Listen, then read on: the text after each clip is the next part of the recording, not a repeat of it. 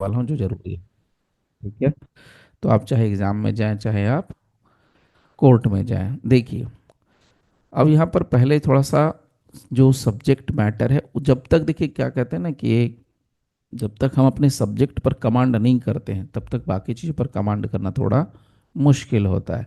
सो BNSS 2023, अगर इसमें हम सबसे पहले हमें यहाँ पर एक बार मैं फिर से देख मैं आपको शेयर कर रहा हूँ, चैप्टर्स की बात करेंगे। कौन कौन से चैप्टर है, चैप्टर मत पढ़िए, चैप्टर पर फोकस नहीं करना है, चैप्टर का जो टर्मिनोलॉजी है उसको पकड़ना है। उसमें से हमें उस चैप्टर के पीछे या उस टर्मिनोलॉजी को पहले समझना है। तो यहाँ पर मैं अगर आपसे बात करूँ तो कितने चैप्टर्स हैं, how many chapters are there, तो 39 चैप्टर्स हैं। टोटल नंबर ऑफ चैप्टर्स 39 है। ठीक है। So total number of chapters कितने हैं, 39। और जो सबसे पहला चैप्टर था वो है प्रीलिमिनरी। सो प्रीलिमिनरी का मतलब एक तरीके से इंट्रोडक्शन है जो कि किसी भी एक्ट के अंदर होगा। तो इंट्रोडक्शन तो खैर हमें सब कुछ अच्छे से पता चल गया।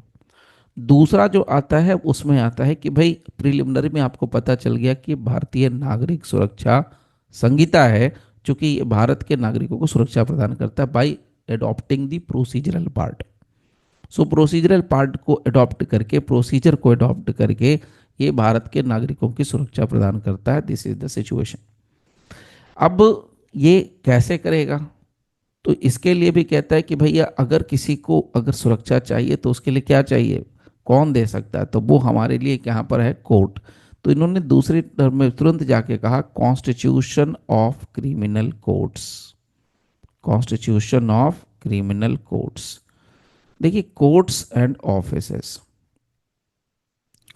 देखिए प्रोसीजर चलेगी कहाँ, मुद्दा यह है कि प्रोसीजर कहाँ चलेगा, तो प्रोसीजर कोर्ट में चलेगा, तो कोर्ट तो बनाना पड़ेगा ना पहले। So constitution of criminal courts and office, this is the second chapter. ठीक है। तो ये हमें यहाँ पर ध्यान दे दिए। थर्ड में आएंगे तो उसी कोर्ट का जिसके हम प्रोसीजर की बात करें उसको कुछ पावर होगा तभी तो वो जस्टिस कर सकता है या बाकी हेल्प कर सकता है। सो पावर ऑफ कोर्ट्स, तो हम यहाँ पर कोर्ट के पावर की बात करते हैं। ठीक है। नाउ इसके बाद बात करते हैं चैप्टर 4 की। तो चैप्टर 4 में आपको मिलता है सुपीरियर पुलिस ऑफिसर्स के पावर। सो यहाँ पर आइए आगे लिख लीजिए, powers of superior officers of police, powers of superior officers of police, superior officers of police. Okay, आगे छोड़ दीजिए, एंड द मजिस्ट्रेट, आगे छोड़ दीजिए। Now 5, arrest of persons, arrest of persons, arrest of persons.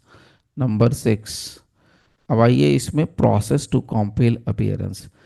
देखिए अब यहाँ से शुरू होगी कहानी की process to compel appearance, process to compel appearance. देखिए कोर्ट, यहाँ पर तो ठीक है कोर्ट है बाकी चीज़ें हैं, कोई भी व्यक्ति जो ऑफेंस कमिट करता है, फिर से रिपीट कर रहा हूँ, कोई भी व्यक्ति जो ऑफेंस कमिट करता है या तो वो कॉग्निजेबल ऑफेंस करेगा या तो वो नॉन कॉग्निजेबल ऑफेंस करेगा। तो चाहे वो कॉग्निजेबल ऑफेंस हो या नॉन कॉग्निजेबल ऑफेंस हो, कोर्ट का द्वार जो है ना, कोर्ट का डोर हमेशा ओपन रहता है विक्टिम के लिए। Now the situation here is कि अगर किसी ने कॉग्निजेबल ऑफेंस कर दिया तो पुलिस इसको अरेस्ट कर सकती है विदाउट वारंट, अगर नॉन कॉग्निजेबल ऑफेंस किया तो विथ वारंट कर सकती है। तो अरेस्ट ऑफ पर्सन में दोनों चीजें डिस्कस होंगी, विथ वारंट विदाउट वारंट, लेकिन मोस्टली आपको क्या मिलेगा, विदाउट वारंट। तो वो भी हम लोग आगे डिस्कस करेंगे। अब जिन लोगों को पुलिस ने मान लीजिए अरेस्ट कर लिया वो तो ठीक है, लेकिन जिन लोगों को अरेस्ट नहीं कर पाए उसको भी विवश किया जा सकता है, कोर्ट में बुलाने के लिए खड़ा किया जा सकता है, कोर्ट में कैसे लाया जा सकता है, that is compelling appearance of those persons. So what are the process, कौन से वो प्रोसेस हैं जिसके द्वारा हम कॉम्पेल कर सकते हैं। नाउ कॉम्पेल करने की बात करेंगे तो इसी में आपको मिलेगा समन्स, इसी में मिलेगा वारंट, इसी में मिलेगा प्रोक्लामेशन, इसी में मिलेगा आपको अटैचमेंट। अब बात करते हैं process to compel production of things. तो process to compel production of things, पहले तो इंसान को क्या कर रहे हैं, विवश कर रहे हैं कि भैया तुम आ जाओ, तुम आ जाओ। Process to compel the appearance, appearance को, अब जब इंसान आएगा तो फिर क्या है, जरूरत पड़ी तो सामान भी आएगा। अगर कोर्ट के पास लगता है, कोर्ट को लगता है कि अगर इन सब एविडेंसेस की जरूरत है, तो वो उसको क्या कर देगा, समन्स जारी करेगा, उसको बुलाएगा, समन वारंट जो भी है। नाउ उसके बाद आता है चैप्टर नंबर 8। चैप्टर नंबर 8 में हम बात करते हैं रेसिप्रोकल अरेंजमेंट की। ये चैप्टर हम लोगों को डिस्कस नहीं करना है। रेसिप्रोकल अरेंजमेंट ये हम लोग डिस्कस नहीं करेंगे, मैं पहले ही बता दे रहा हूँ। ये होता है कि कुछ ऐसी चीज़ें होती हैं जिसमें हम लोग क्या करते हैं, बाहर की जो कंट्री में मामले होते हैं उसमें, ये अभी नहीं, सबसे एकदम अंतिम में भी कर सकते हैं या नहीं भी कर सकते हैं, या खुद से भी आप इसको पढ़ सकते हैं। जब जरूरत पड़ती है, मान लीजिए कोई अपराध करके चला गया दुबई, कोई अपराध करके भाग गया कहाँ पर, ऑफेंस करके चला गया आउट ऑफ इंडिया, आप मान लीजिए यूके, यूएसए, चाइना, जापान, कहीं भी चला गया, तो वहाँ की सरकार से हमें उसको मांगना पड़ेगा। इसमें दो चीज़ें होती हैं। एक तो होता है एक्स्ट्राडिशन ट्रीटी।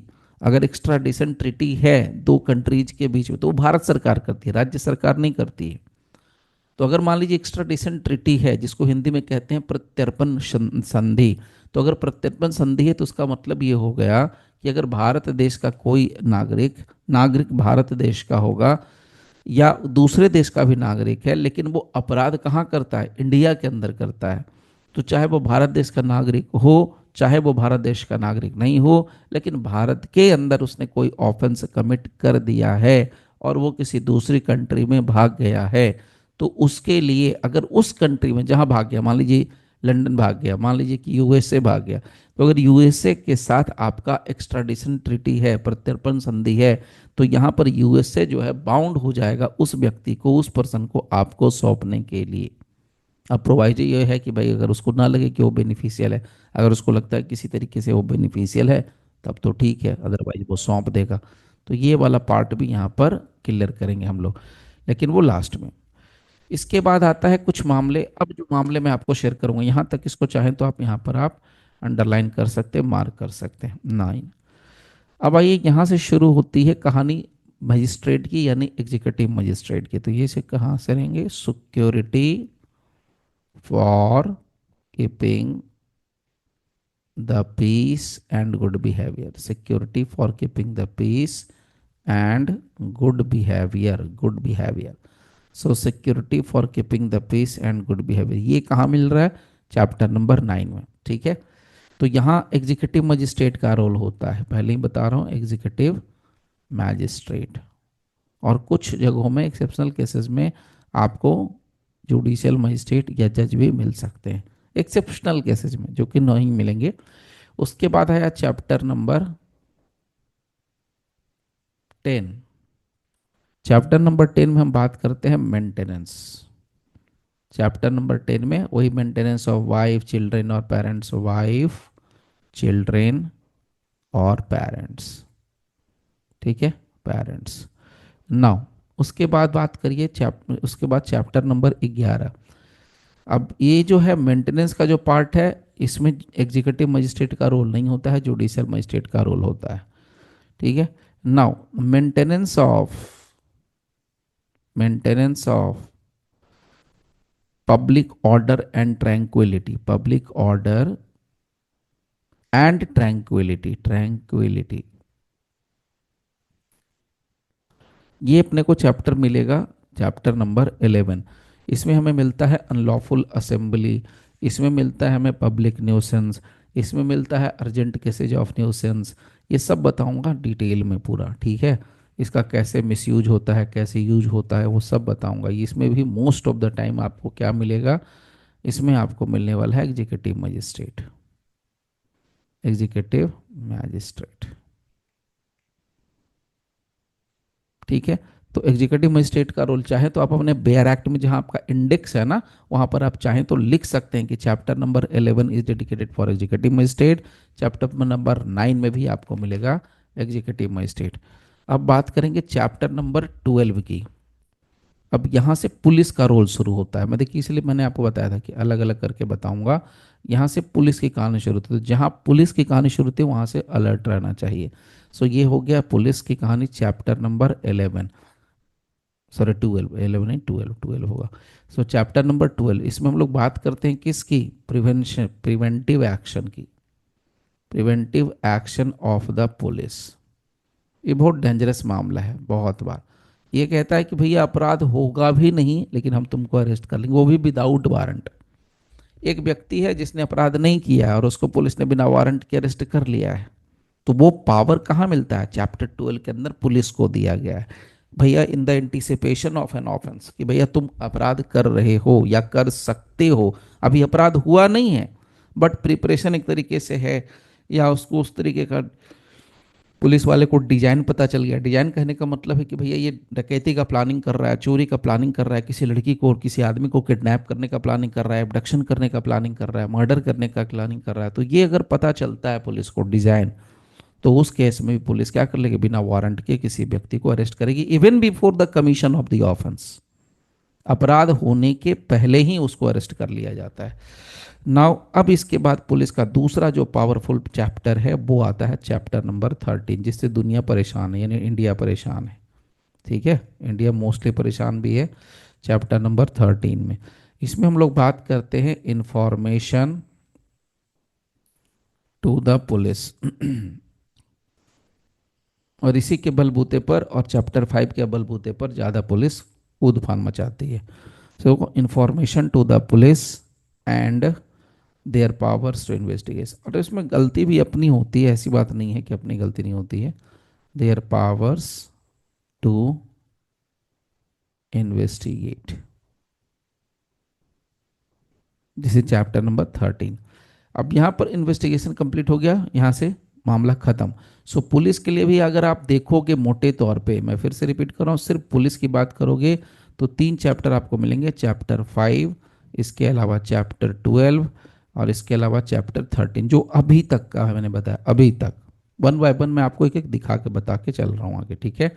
एग्जीक्यूटिव मजिस्ट्रेट के हिसाब से अगर आप चलोगे तो एग्जीक्यूटिव मजिस्ट्रेट के लिए आपको मैंने 2 चैप्टर्स बता दिए हैं, चैप्टर 11 और चैप्टर 9, यानी कि चैप्टर 9 और चैप्टर 11, सो 9 और 11, ये 2 चैप्टर्स हैं, ठीक है। नाउ अब बात करते हैं कोर्ट की कहानी शुरू होती है यहाँ से, यानी कोर्ट की कहानी पहले भी चल रही थी लेकिन कोर्ट का जो प्रोसीजरल पार्ट है, कोर्ट में जो प्रोसीजर चलता है, वो यहाँ से प्रोसीजरल पार्ट में इन डेप्थ जो है ना केस के अकॉर्डिंग चलने की बात हुई, तो यहाँ से शुरू होता है। इसमें हम लोग क्या देखते हैं? सबसे पहले jurisdiction, jurisdiction of the criminal courts and in inquiries और ट्रायल। तो jurisdiction हम देखेंगे इंक्वायरी और ट्रायल में, छोड़िए उसमें जाने की जरूरत नहीं है, यहाँ सिर्फ ऐसा लिख दीजिए inquiries and trials. So inquiries और ट्रायल में jurisdiction, यहाँ से कोर्ट की कहानी शुरू। अब उसके बाद आइए कोर्ट में ही आएंगे तो इनिशिएशन ऑफ प्रोसीडिंग, यानी कैसे प्रोसीडिंग शुरू की जाती है कोर्ट में, ये हो गया हमारा चैप्टर नंबर 14। अब हम बात करेंगे conditions requisite for initiation of proceeding, for initiation of proceeding, for initiation of proceeding. तो ये यहाँ पर आपका मिल गया चैप्टर नंबर 15। तो ये भी कोर्ट को ही एक तरीके से डेडिकेटेड है पूरा का पूरा। अब तो कोर्ट की कहानी शुरू हो जाएगी। इसके आगे आइए जुडिशियल मजिस्ट्रेट अगेन कोर्ट, इसमें हम क्या बात करते हैं? तो चैप्टर नंबर 16, इसमें हम मजिस्ट्रेट को कंप्लेंट करते हैं। तो कंप्लेंट्स टू मैजिस्ट्रेट, ये सीधा सीधा कोर्ट को ही मान जाता है। सो ये भी हो गया कोर्ट के। चैप्टर नंबर 17, तो यहाँ से कमेंसमेंट ऑफ प्रोसीडिंग हो जाती है शुरू, commencement of proceeding, commencement of proceeding. ये भी आपको मिलेगा किसके लिए? ये भी मिलता है कोर्ट के लिए, यानी कि सो कॉल्ड जुडिशियल मजिस्ट्रेट्स के लिए। इसके बाद आता है चैप्टर नंबर 18, इसमें आपको क्या मिलेगा? चार्ज। तो चार्ज भी कहाँ बनेगा? ऑफ कोर्स कोर्ट में ही बनेगा। इसके बाद फिर से आगे बढ़िए तो अब कोर्ट में आगे आइए चैप्टर नंबर 19, सेशंस कोर्ट के यहाँ ट्रायल। सेशंस ट्रायल क्या होती है, सेशन जज का ट्रायल में क्या होगा वो बताया जाएगा, procedure. Chapter number 20, warrant case का ट्रायल होगा और मजिस्ट्रेट की कोर्ट में होगा। सो वारंट ट्रायल, लेकिन ये कहाँ पर होगा? मजिस्ट्रेट की कोर्ट में होगा, तो खैर इसको छोड़ दीजिए। उसके बाद आइए chapter number 21। So now 21 note कर लीजिए, 21 ये भी अगेन किस चीज़ से रिलेटेड है? कोर्ट से। तो चैप्टर नंबर 21 में समन्स केस का trial, so trial of summons case, या यूं कहिए ट्रायल, समन्स ट्रायल, ये भी यहाँ पर आ गया। चैप्टर नंबर 22, इसमें आप जाएंगे तो समरी ट्रायल, ये सब कोर्ट का पार्ट है, पहले ही बता दे रहा हूँ ताकि आपको आइडिया लगे किस किस चीज़ को डील किया गया है। चैप्टर नंबर ट्रायल, तो अभी तक आपको मोटे तौर पे क्या मिला, कोर्ट, पुलिस और एग्जीक्यूटिव मजिस्ट्रेट, तीन तो दिखे गए आपको। आगे बढ़ते हैं, चैप्टर नंबर 23। चैप्टर नंबर 23 में भी आप जाएंगे तो कोर्ट ही है, प्ली बार्गेनिंग, प्ली बार्गेनिंग। उसके अलावा ये चैप्टर नंबर 24 25 में आएंगे तो advance sorry attendance of persons confined, confined और डिटेन्ड इन प्रिजन। तो ये नॉर्मली हम लोग नहीं डिस्कस करते हैं और इसकी ज़रूरत नहीं पड़ेगी, लेकिन मैं आपको बता देता हूँ। चैप्टर नंबर 24 किसके लिए है, पर्सन्स कन्फाइंड और डिटेन्ड, उसका अटेंडेंस, तो अटेंडेंस कैसे होगा, तो आज के डेट में तो भैया सबसे आसान कर दिया है इन्होंने, भाई क्या करना है आपको, वीडियो कॉन्फ्रेंसिंग पे आना है। सो अटेंडेंस किसका किसका लेना है, सो पर्सन को, पर्सन्स कन्फाइंड, सो कन्फाइंड का, और दूसरा डिटेन्ड, डिटेन्ड और कन्फाइंड में फ़र्क है, आई विल डिस्कस लेटर, ये हम लोग डिस्कस करेंगे। उसके बाद आया चैप्टर नंबर 25, अब ये भी कोर्ट में जाएगा, इसमें क्या चलता है, एविडेंस, ठीक है, एविडेंस, इंक्वायरी और ट्रायल। उसके बाद चैप्टर नंबर 26, अब 26 में क्या मिल जाएगा, तो उसमें मिल जाएगा हमारे को general provision, general provisions, inquiry और ट्रायल, इंक्वायरी और ट्रायल, उतारना है उतार लीजिए, नहीं उतारिएगा तो भी चलेगा, लेकिन मैं सजेस्ट करूँगा कि उतार लें आप। उसके बाद चैप्टर नंबर 27, अनसाउंड माइंड, जो कि हम लोग डिस्कस नहीं करेंगे, इसको डिस्कस नहीं करेंगे। देखिए चैप्टर नंबर 28, इसमें क्या होता है, ऑफेंस जो एडमिनिस्ट्रेशन ऑफ जस्टिस को डिस्टर्ब करते हैं, मतलब कोई कोर्ट में गया, कोर्ट में जाके झूठी गवाही दे के आ गया, जज साहब ने पकड़ लिया, तो उसको बोलते हैं एडमिनिस्ट्रेशन ऑफ जस्टिस के अगेंस्ट में ऑफेंस करना। सो यहाँ पर हम बात करते हैं, ये भी कोर्ट में ही जाएगा, again offences affecting the administration of justice, of justice. Now उसके बाद आइए चैप्टर नंबर 29, देखिए 29 आंख बंद करके जजमेंट, तो जजमेंट भाई कौन देगा, ऑफ कोर्स कोर्ट ही देगी, कोई दूसरा नहीं देने वाला है। तो यहाँ पर भी हो गया जजमेंट कोर्ट का, सबसे ज़्यादा कोर्ट मिलेगा आपको। उसके बाद जैसे ही जजमेंट में मान लिया डेथ सेंटेंस दिया, तो डेथ सेंटेंस को हमें हाई कोर्ट को रेफर करना होता है, that is submission of death sentence, submission of death sentence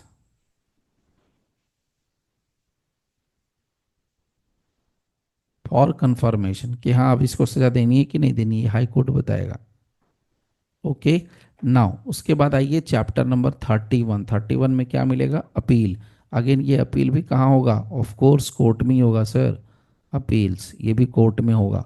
chapter number 32, ये भी कोर्ट में होगा, इसको बोलते हैं रेफरेंस और रिवीजन।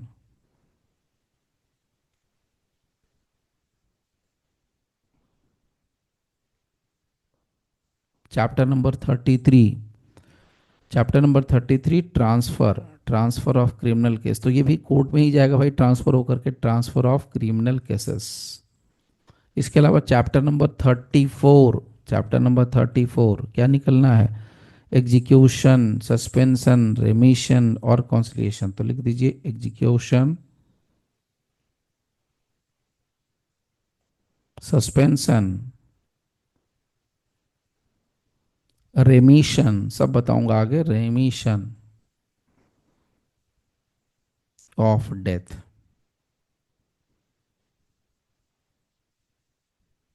नो, डेथ क्या करना है, सेंटेंस में सब कुछ आ सकता है, डेथ सेंटेंस भी हो सकता है और भी चीज़ें हो सकती है, मैंने आपको थोड़ा कंफ्यूज करने के लिए लिखा। चैप्टर नंबर 35, व्हाट इज 35, 35 में कुछ नहीं है, 35 में बात करते हैं किस चीज़ की, बेल एंड बॉन्ड की, तो बेल एंड बॉन्ड में पुलिस भी आती है और कोर्ट भी आता है, तो यहाँ पर पुलिस प्लस कोर्ट मैं लिख दे रहा हूँ पहले, पुलिस प्लस कोर्ट, ठीक है। तो चैप्टर 35 में पुलिस प्लस कोर्ट का रोल है और ये है बेल, ठीक है, ये बेल का चैप्टर है। नाउ 36, डिस्पोजल ऑफ प्रॉपर्टी इसको डिस्कस नहीं करना पड़ता है, लेकिन फिर भी मैं थोड़ा आपको हिंट दे दूंगा, डिस्पोजल ऑफ प्रॉपर्टी। इसके अलावा इरेगुलर प्रोसीडिंग्स, ये भी कोर्ट में ही चलते हैं ये सब, इरेगुलर प्रोसीडिंग्स। 38, लिमिटेशन, ये बहुत जरूरी है जानना, लिमिटेशन ये बहुत इंपॉर्टेंट टॉपिक है, लिमिटेशन इसको तो जितना जल्दी घोट के पी जाए वो अच्छा रहेगा, लिमिटेशन पार्ट। और 39 में मिसलेनियस, जो कहीं नहीं मिलेगा वो मिलेगा मिसलेनियस में। तो देखिए अब आपके सामने एक आइडिया मिल गया। तो अगर आप पूरा सो कॉल्ड BNSS की आप समरी निकालोगे, इसको पार्ट में तोड़ोगे तो 3 हिस्सों में मोटे तौर से ये बट जाएगी। ठीक है, अगर चाहे तो 4 में बांट सकते हैं, लेकिन मैं 3 में ही कर रहा हूँ। 3 में कौन कौन से बन जाएंगे? तो एक तो होता है जो सबसे पहले आपको मिलता है इंट्रोडक्शन वाला पार्ट, तो उसको छोड़ दीजिए। लेकिन वहाँ से उसके आगे जो मिलता है ना, पुलिस का रोल मिलता है, कोर्ट का रोल मिलता है। तो ये वाले पार्ट जो मैंने अभी आपको जस्ट दिखाया ना, देखिए यहाँ पर पुलिस प्लस कोर्ट, ये देखिए पुलिस हो गया, एग्जीक्यूटिव मजिस्ट्रेट हो गया, ये सब रोल्स मिलते हैं। तो शुरुआत अगर हम देखें एकदम स्टार्टिंग से, बेसिक से, तो कॉन्स्टिट्यूशन ऑफ कोर्ट, तो पहले हम क्या लिख सकते हैं? कोर्ट। कोर्ट के बाद यहाँ पर आता है पुलिस, पुलिस में सुपीरियर ऑफिसर भी आता है और प्लस सबॉर्डिनेट है जो भी आता है, तो पुलिस का रोल आ गया। इसके बाद होता है कोर्ट प्लस पुलिस, ये भी चलता है। और यहाँ पर एक और जो आपको याद होगा, एग्जीक्यूटिव मजिस्ट्रेट के बारे में बात की थी।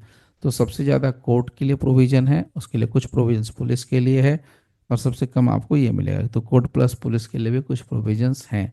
तो ये तीनों हैं इन तीनों से।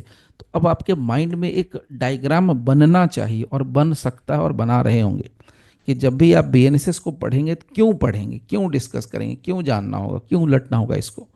भाई पुलिस के बारे में समझना है, पुलिस क्या कर सकती है नहीं कर सकती है, तो BNSS देख लीजिए।